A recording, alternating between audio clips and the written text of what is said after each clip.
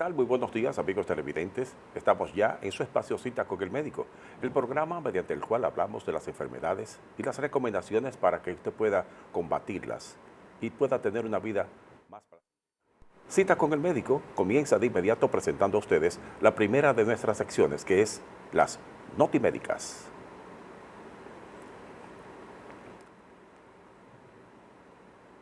Salud Pública reporta el primer fallecido y 10 casos más del coronavirus. El ministro de Salud Pública informó que un paciente murió por varias complicaciones, incluyendo VIH, siendo el primero de transmisión local de coronavirus que se reporta en la República Dominicana. Rafael Sánchez Cárdenas dijo además que 10 nuevos casos positivos de coronavirus se presentaron en el país, entre ellos uno ligado a la señora Oralda Díaz Herrera de Villarribas, San Francisco de Macorís, que recientemente vino de Italia. En total, en el país hay hasta ahora 21 casos positivos a coronavirus, según informó Sánchez Cárdenas en una rueda de prensa.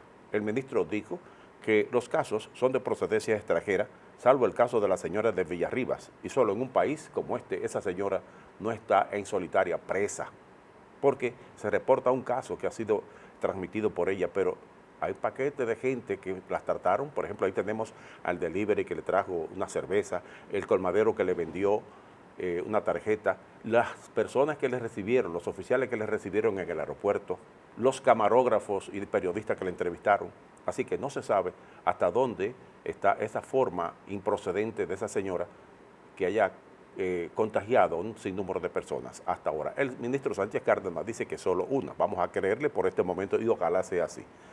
El ministro explicó que muchos de los casos están vinculados al barco Costa Fabulosa, en el cual viajaron decenas de dominicanos. De los nuevos casos de positivos, 2 se encuentran bajo vigilancia en sus casas y el resto está en los hospitales. Asimismo, reveló Sánchez Cárdenas que en los laboratorios nacionales se analizan 25 casos a la espera de sus resultados y se mantienen más de 100 bajo vigilancia. El próximo titular: un alcalde de la ciudad de Bérgamo, en Italia, cuenta experiencias espeluznantes sobre el coronavirus. Estamos hablando de Giorgio Gori, que es el alcalde de Bérgamo, ciudad ubicada a unos 60 kilómetros de Milán y de 122.000 habitantes, asegura que allí hay 3.400 contagiados del coronavirus, una situación que está saturando el sistema sanitario de la zona. En el resto de su región, Lombardía, con algo más de 10 millones de habitantes, se contabilizan más de 13.000 casos con unos 1.200 fallecidos. Hasta ahora los muertos en Italia sobrepasan las 2.000 personas. Pero sigamos contándoles. Los médicos del Hospital Giovanni XXIII, el más grande de la ciudad, también están al límite. Ponen en evidencia en ventilación mecánica hasta 7 enfermos por día y descansan en promedio un día cada 2 semanas. Solo en esa provincia se infectaron ya más de 50 médicos desde el inicio de la emergencia.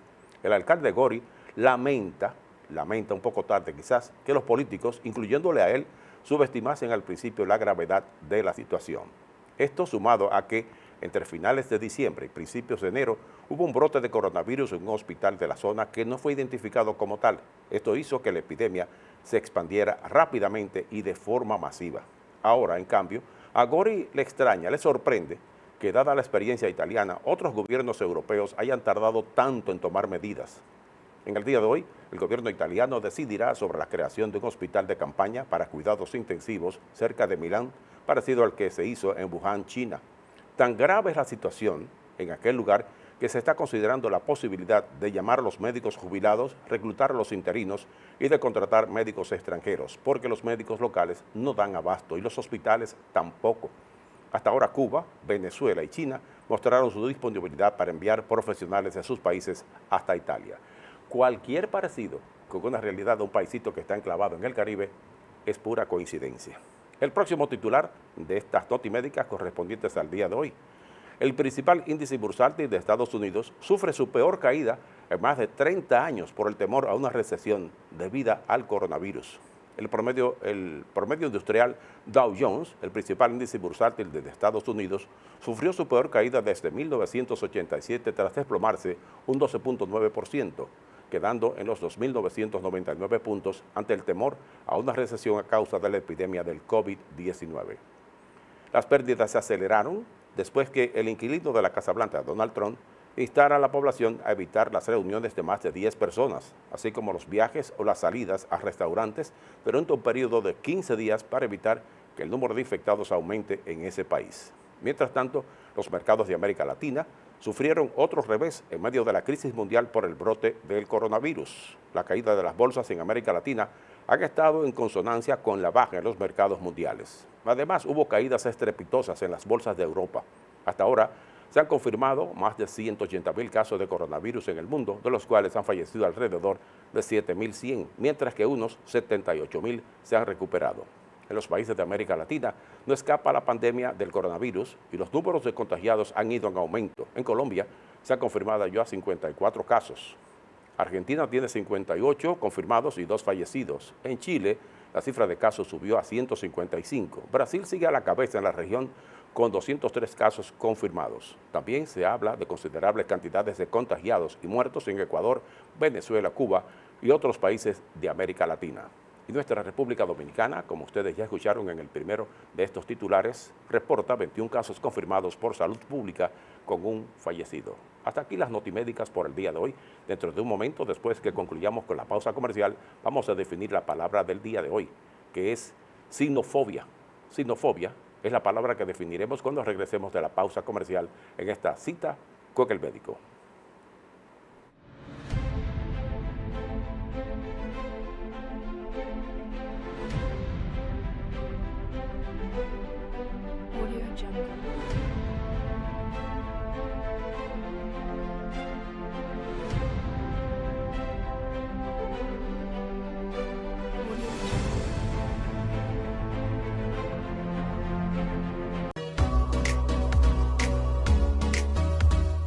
El proyecto Santiago Ciudad Saludable es un proyecto integral de salud que viene a cambiar la vida de los ciudadanos de Santiago de una forma de vida sedentaria a un nivel de vida de actividad física y saludable.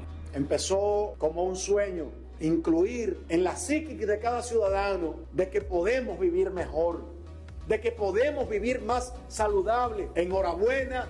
Bienvenido de corazón, gracias a ustedes y a seguir fortaleciendo el orgullo que tenemos de ser santiagueros y de ser dominicanos. Muchísimas gracias. Yo me siento sumamente emocionada de volver a mi ciudad corazón con un proyecto como este, Santiago Ciudad Saludable.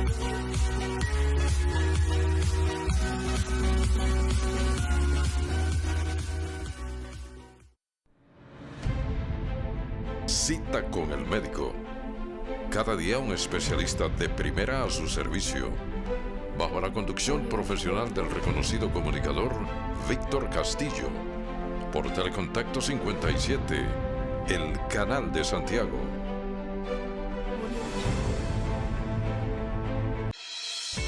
La nueva enfermedad por coronavirus COVID-19 es un virus respiratorio que puede causar enfermedades que van desde un resfriado común hasta complicaciones graves.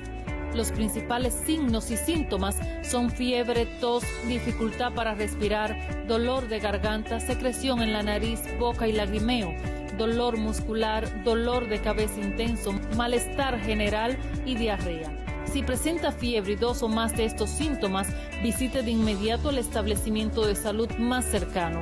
Para evitar la enfermedad por coronavirus COVID-19, lávese las manos con jabón y agua y motive a todos los miembros de su familia a hacerlo de manera frecuente. Al estornudar o toser, cúbrase la boca y nariz con un pañuelo o con el antebrazo. La prevención al coronavirus empieza contigo. Este es un mensaje del Ministerio de Salud Pública.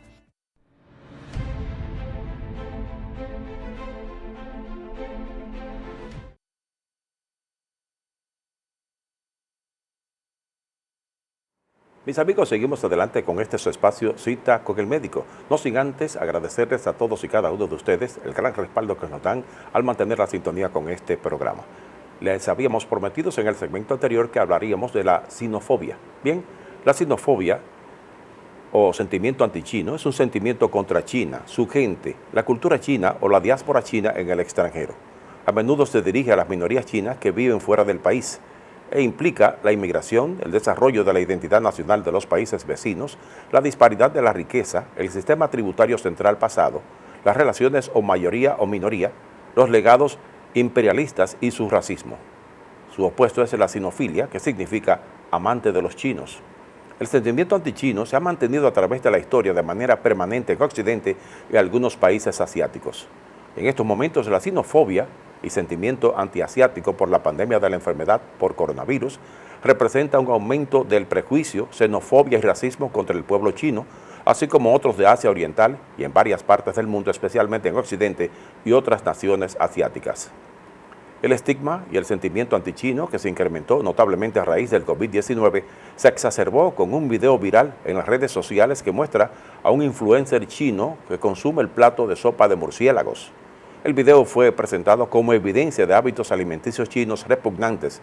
Pero señores, este video fue producido más de 3 años antes de la nueva epidemia de coronavirus y en Palaos, una nación oceánica del Océano Pacífico, donde la sopa de murciélago es un manjar. O sea, no fue grabado en China y no es un chino que está comiéndose eso, que usted entenderá que es repugnante. Yo no me atrevería a comerme una sopa de murciélago, pero ellos entienden que eso es un manjar y es parte de la forma de pensar de esa persona, que también hay que respetarla. Se evidencia de este modo cómo se puede manejar las redes sociales de manera maliciosa, sin importar el daño que puedan ocasionar a personas inocentes. Los chinos son tan humanos como cualquier otra persona del globo terráqueo y son en este momento las principales víctimas de esa pandemia llamada coronavirus. Ha sido para todos ustedes la palabra del día: sinofobia. Regresamos en un momento con la parte final del espacio Cita con el Médico, donde estaremos hablando de la gingivectomía y gingivoplastia. Nos vemos en un momento al regresar de la pausa comercial.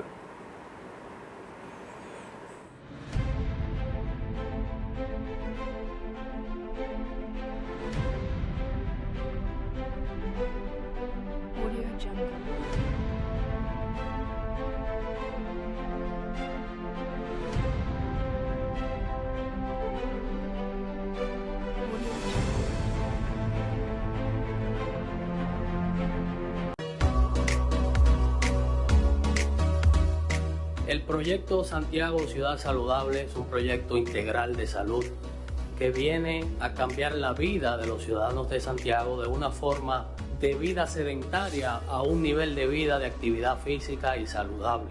Empezó como un sueño, incluir en la psiquis de cada ciudadano de que podemos vivir mejor, de que podemos vivir más saludable. Enhorabuena. Bienvenido de corazón, gracias a ustedes, y a seguir fortaleciendo el orgullo que tenemos de ser santiagueros y de ser dominicanos. Muchísimas gracias. Yo me siento sumamente emocionada de volver a mi ciudad corazón con un proyecto como este, Santiago Ciudad Saludable.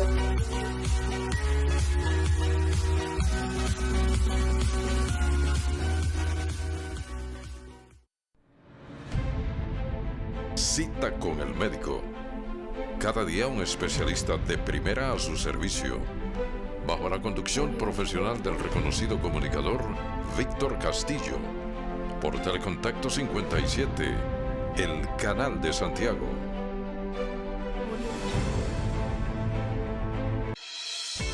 La nueva enfermedad por coronavirus COVID-19 es un virus respiratorio que puede causar enfermedades que van desde un resfriado común hasta complicaciones graves.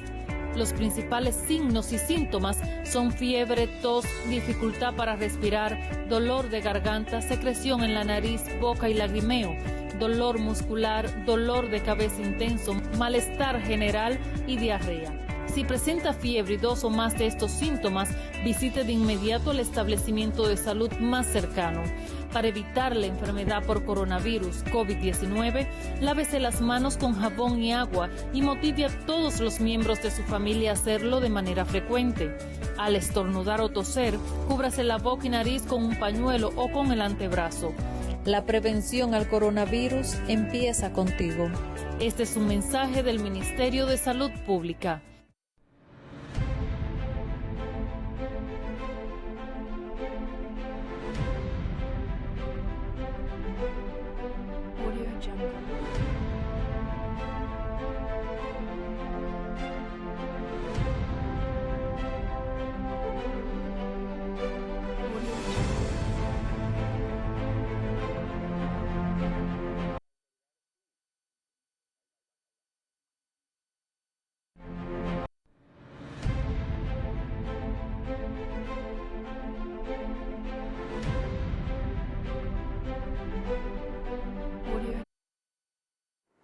Bienvenidos amigos a esta parte final del espacio Citas con el Médico, donde les presentamos el tema de hoy, que será gingivectomía y gingivoplastía.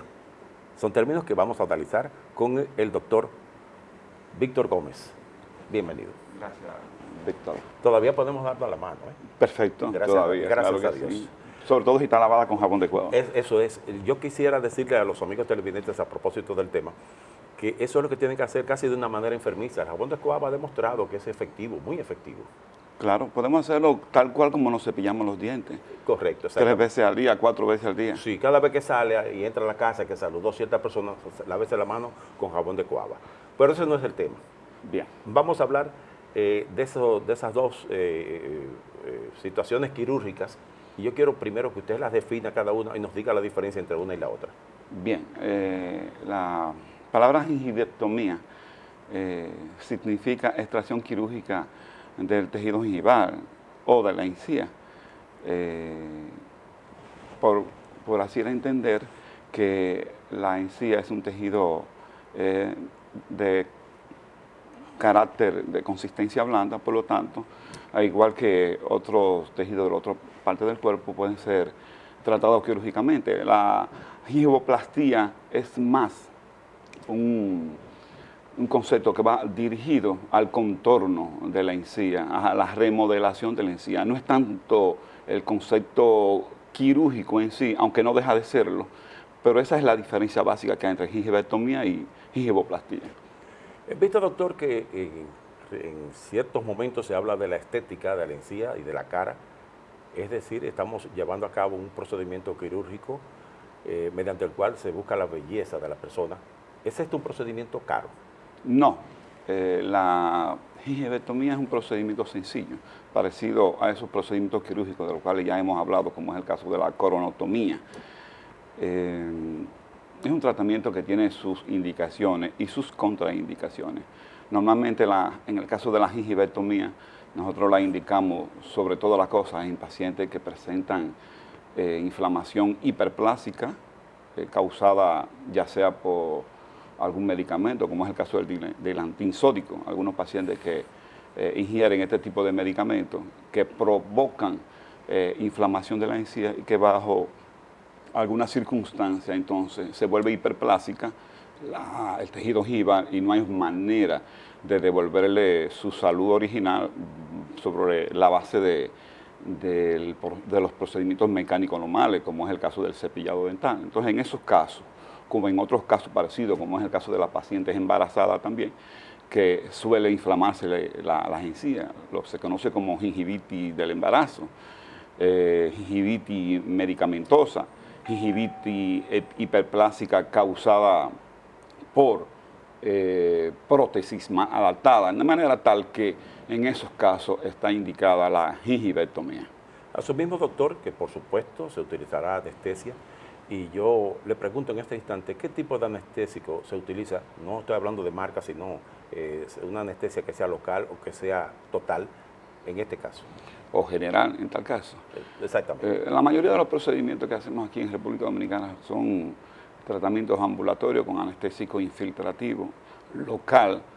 En tal caso podría ser troncular, anestesiando el tronco del nervio, en este caso el nervio dentario inferior, en caso de que sea necesario. Pero como es un procedimiento sencillo, en la mayoría de las veces, después de haber colocado anestésico tópico, se puede colocar una anestesia infiltrativa, de manera que no es necesario llegar a anestesia troncular, a no ser que el procedimiento sea muy extenso. La mayoría de los procedimientos que utilizan los médicos son muy intimidantes. Sin embargo, dado lo que usted me acaba de decir, eso no duele en lo más mínimo. Así que la persona que tenga que someterse a eso no tenga miedo en absoluto, ¿verdad?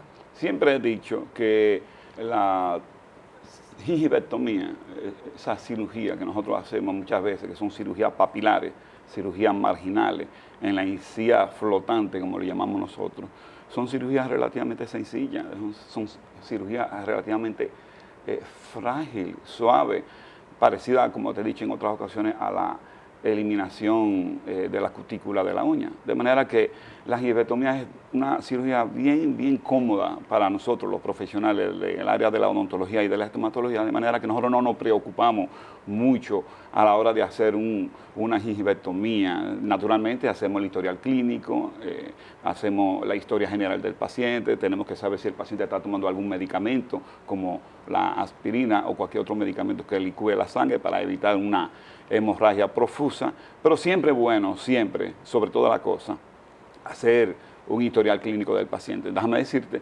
que a la hora de hacer una cirugía o una gingiviectomía, o en tal caso una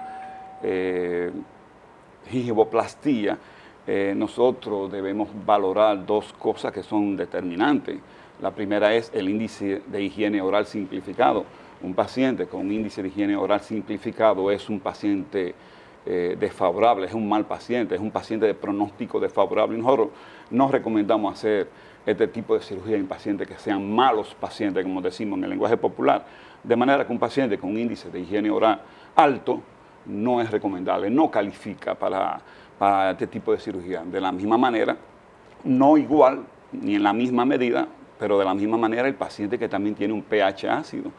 Un paciente que tiene un pH ácido no es tampoco recomendable operarle, porque son pacientes que van a tirar al fracaso todo lo que tú has hecho.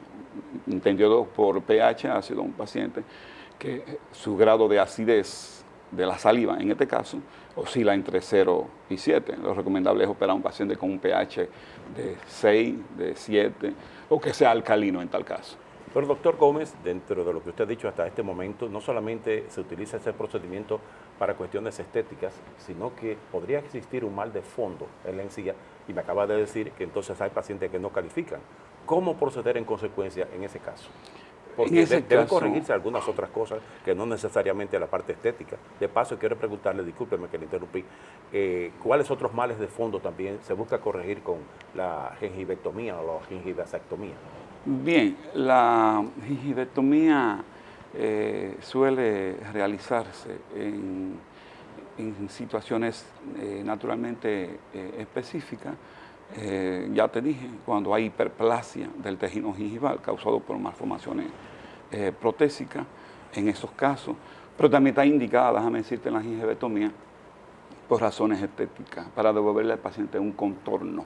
Una sonrisa bonita. Papilar, marginal, porque no es lo mismo tener una encía marginal, circular, una más alta que otra. O sea, se ven los dientes como si estuvieran apiñados o uno encima de otro. De manera que en este caso sería un criterio puramente estético en este caso. Yo vi una gráfica ahí donde se estaba utilizando una especie de bisturí. Es decir, que se extirpa parte de la encía. Mírala ahí, por ejemplo.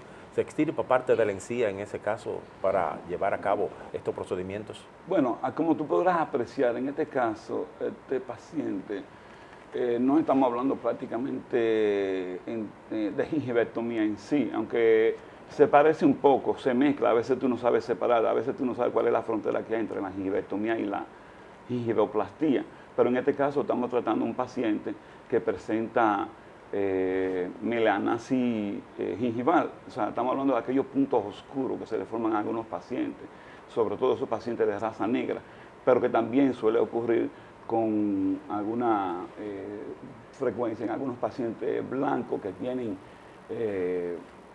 patrones hereditarios de raza oscura, y suelen formarse entonces estas manchas oscuras en la encía, que cuando la persona sonríe se ve esa sonrisa negra con puntos negros, de manera que hacemos este tipo de corte biselado, tratando de quitar esas manchas negras, de manera que le devolvemos al paciente la estética de la sonrisa y del tejido gingival. Fíjate, Víctor, que nosotros tenemos clasificado las sonrisas de los pacientes en sonrisa baja, sonrisa media y sonrisa alta. Y en la sonrisa baja, el paciente expone el 75% de la superficie dentaria. En la superficie media, el paciente expone el 75% de la superficie dentaria más la encía papilar. Y luego tenemos aquel paciente con la sonrisa alta que expone el 100% de la superficie dentaria, expone prácticamente la mitad o todo el contorno de la encía adherida hacia arriba, produciendo en el paciente lo que nosotros conocemos como la sonrisa gingival, que muchas veces expone el frenillo lingual y afea la sonrisa del paciente. ¿Qué tipo de enfermedades podemos encontrar en las encías que requieran la implementación de estos procedimientos quirúrgicos? Bueno, desde el punto de vista patológico, la gingivitis hiperplásica. En esos casos está definitivamente indicada la gingivectomía. Y en los pacientes que por razones estéticas quieren mejorar el diámetro, el tamaño vertical de la sonrisa, bueno, pues también está indicada una gingivoplastía. Como tú podrás apreciar en esta imagen, fíjate, este paciente tiene mucha encía y cuando sonríe enseña demasiado encía. En esos pacientes también se puede practicar. Fíjate cómo el instrumento láser que estamos utilizando ahí, estamos contorneando el tejido gingival para aumentar el tamaño de la corona clínica de este caso, de este paciente, porque tiene la corona clínica pequeña. De manera que la corona clínica de los seres humanos tiene un tamaño aproximadamente de unos 12, 13, 14 o 15 milímetros, depende del paciente. Un paciente con una corona clínica de aproximadamente 8, 5 o 6 milímetros, pues está indicada en este caso la gingivectomía. En este caso la gingivectomía que estamos haciendo es una gingivectomía extensiva que compromete de canino a canino. ¿Cuáles son los aspectos más importantes que podemos observar en una encía sana? Y por el contrario, ¿qué es lo que caracteriza una encía enferma? Bueno, lo principal es lo siguiente. La encía sana va acompañada a un surco mucogingival de 0 a 2 milímetros. De manera que un paciente que presente un surco gingival mayor de 2 milímetros, ya estamos hablando entonces de un paciente con una encía enferma. Y estamos prácticamente hablando ya entonces ya no de un surco gingival, estamos hablando de una bolsa periodontal. Y en esos casos, pues el profesional tendrá que valorar bajo esas circunstancias si vale la pena, si el pronóstico es favorable, eliminar la bolsa, haciendo entonces una gingivectomía, extirpando en este caso prácticamente casi toda la bolsa. En las investigaciones que hicimos para el tema de hoy, nos encontramos con un concepto llamado resección. Hábleme acerca de eso, resección de la encía. Resección con doble C, entienda, no con P. Bueno, la resección gingival en la mayoría de los casos está causada por la instrumentación mecánica del cepillo. Pacientes que usan cepillo con hebra muy dura tienden a empujar la encía hacia arriba en el caso del maxilar superior o hacia abajo en el maxilar inferior, provocando con esto la exposición de tejido radicular que compromete entonces la salud física y la salud mental del paciente, porque entonces, ¿qué es lo que sobreviene?